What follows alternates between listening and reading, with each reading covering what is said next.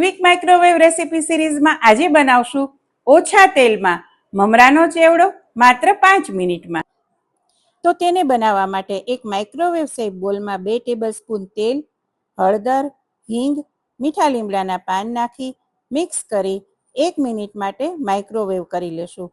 1 minute બાદ માઇક્રોવેવમાંથી બોલને બહાર લઈ તેની અંદર સિંગદાણા, નાયલોન પૌવા, મકાઈના પૌવા અને મમરા નાખી મિક્સ કરી અને માઇક્રોવેવના હાઈ પાવર લેવલ ઉપર 1.5 મિનિટ માટે મૂકી દેશું.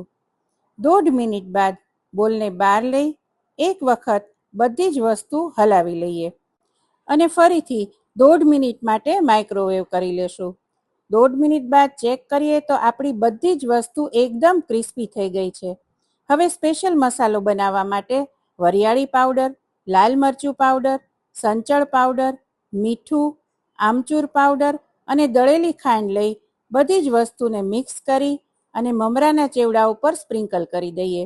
તેની સાથે ચણાની દાળ, ખારી બુંદી અને ઝીણી સેવ એડ કરી બધી વસ્તુ સારી રીતે મિક્સ કરી અને સર્વિંગ બોલમાં લઈ લઈએ.